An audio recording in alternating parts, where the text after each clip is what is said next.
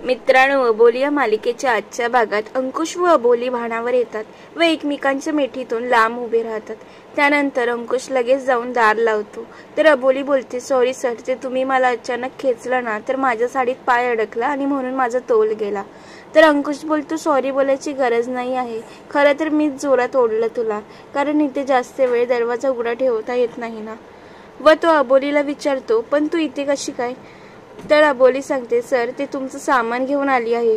तर अंकुश बोलतो, अरे हो, मीच सांगितलं होतं ना। व तो अबोलीकडून सामान बरोबर आणलाय का नाही हे चेक करायला तिच्या हातातील पिशवी मागतो।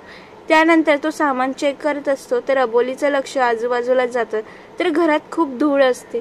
तर ती अंकुशला बोलते, सर इथे खूप धूळ आहे, मला एक फडका असेल तर द्या ना। तर अंकुश बोलतो, अबोली ते राहू दे, ते मी साफ करेल, तुला धुळीचा त्रास होईल। तर अबोली त्याचं काहीही न ऐकता एक फडका घेते व साफ करायला लागते।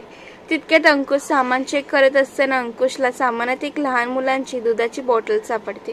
तर तो अबोलीला विचारतो, अबोली हे काय आहे? दुधाची। तर अबोली काम करत असते तर एवढं ऐकून ती लगेच बोलते, सर तुमच्यासाठी आणलंय, म्हणजे सकाळी उठल्यावर तुम्ही दूध पियाल ना।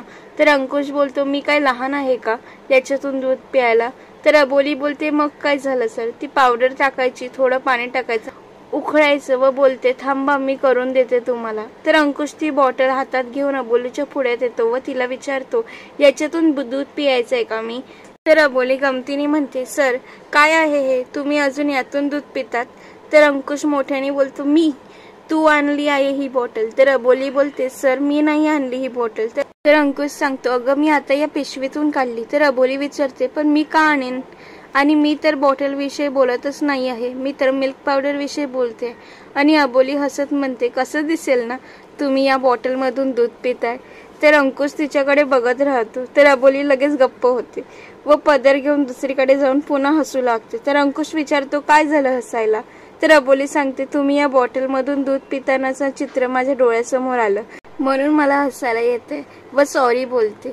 त्यानंतर ती विचारते, सर तुम्हाला पण हसायला येते आहे ना? तर अंकुश म्हणतो, नाही, मला का हसायला येईल? व तो ती मिल्क पावडर बघतो तर त्याला ते कळतं की या मिल्क पावडरवर ती बॉटल फ्री आहे। तर तो अबोलीला तसं सांगतो। त्यानंतर अंकुश विचारतो, अबोली तू कॉल केलेलास ना?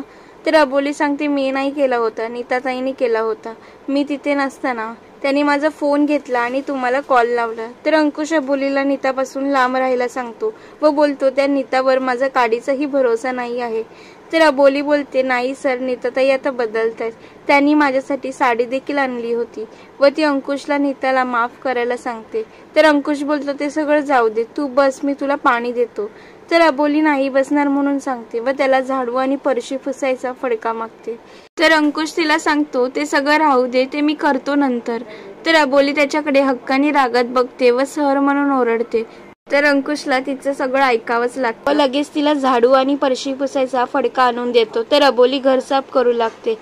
तर दुसरीकडे नीता आई आई करत येते व रमाला बोलते, आई तुला बातमी कळली का ग? व सांगते, काश्मीरमध्ये एका पोलीस अधिकाऱ्याला अतिरेकीने पकडलंय, तो अधिकारी महाराष्ट्राचा असल्याचं सांगण्यात आला।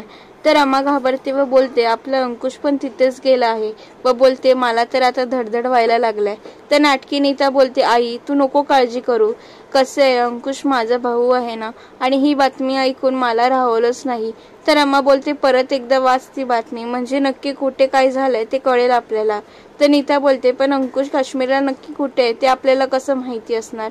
व सांगते, पण अबोलीला नक्की माहिती असेल। तर रमा बोलते, हो, तिच्या वागण्यावरून तरी असंच वाटतंय। व नीताला तिला बोलवायला सांगते। तर नीता बोलते, ती अजून आलीच नाही आहे, मी सगळीकडे पाहिलं तिला, पण ती कुठे गेली आहे काय माहित नाही। तर तिथे अबोलीचं सगळं घर साफ करून झालेलं असतं। तर अंकुश घर एवढं स्वच्छ बघून खूप खुश होतो। त्यानंतर अबोली अंकुशला विचारते, सर तुम्हाला खूप भूक लागली असेल ना? तर अंकुश हो बोलतो। तर अबोली म्हणते, चला मी खिचडी करते। तर अंकुश तिला किचन दाखवतात। तर ते दोघेही खिचडी बनवायला लागतात। त्यानंतर खिचडी झाल्यावर दोघेही जेवायला बसतात, पण एकच ताट असल्यामुळे ते दोघेही एक दुसऱ्याला पहिलं जेवून घ्यायला सांगत असतात। तर अबोली बोलते, बरं सर, तुम्ही ताटात जेवा, मी पातेल्यात जेवते।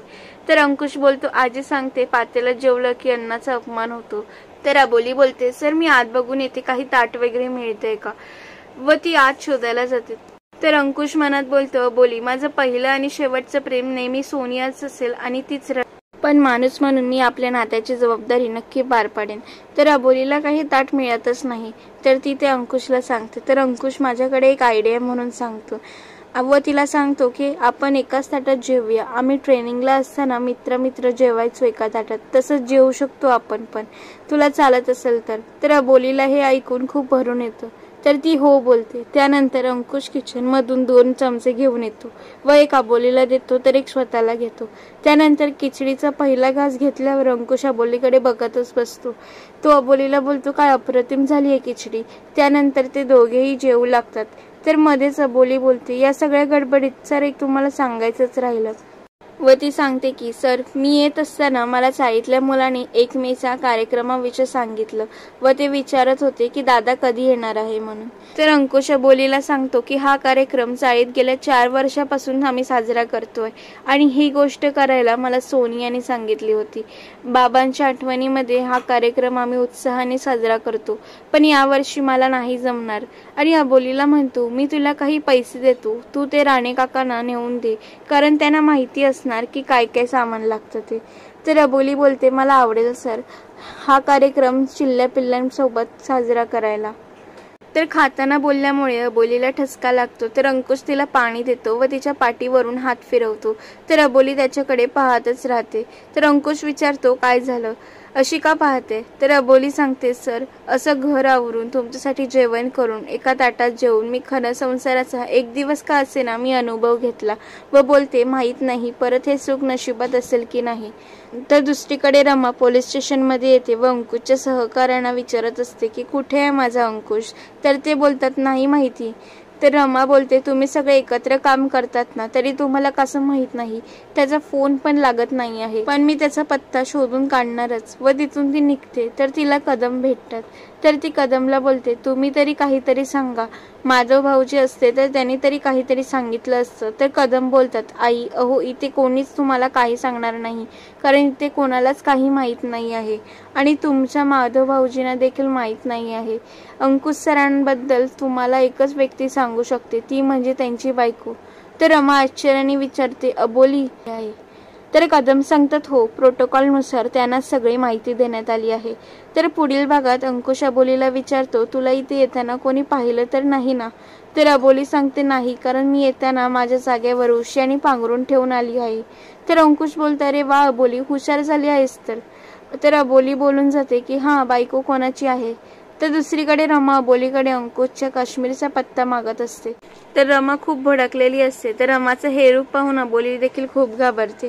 तर मालिकांचे असेच अपडेट जाणून घेण्यासाठी चॅनलला सबस्क्राईब करा. धन्यवाद.